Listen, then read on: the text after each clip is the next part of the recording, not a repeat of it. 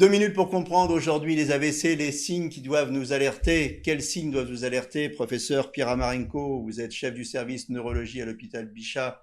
Dites-nous tout. Les symptômes d'alerte d'un AVC doivent être connus de tous, car reconnus par l'entourage, cela peut permettre de sauver la vie de la personne qui est atteinte de ces symptômes si l'on appelle le 15. Quels sont ces symptômes? D'une part, la paralysie d'un hémicorps, c'est-à-dire un côté du corps, il y a une perte de la force du bras, de la main, de la jambe, de la face, paralysie faciale. Du même côté, il peut y avoir aussi un trouble de la sensibilité, une anesthésie comme chez le dentiste. Une perte de la parole, c'est-à-dire la capacité de trouver ses mots et de s'exprimer en langage oral ou écrit d'ailleurs.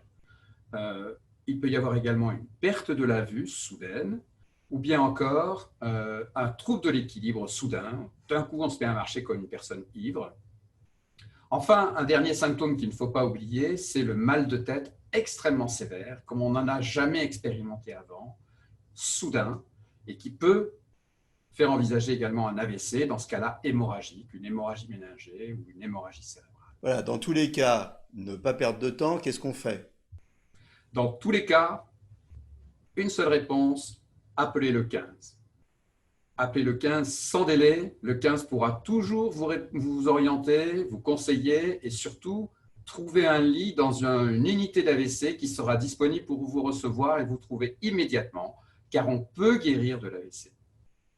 Voilà, dès que un des symptômes que vous avez décrits, ces symptômes soudains apparaissent, c'est une véritable course contre la montre qui s'engage. Appelez le 15 sans perdre de temps, on peut s'en sortir. À très bientôt.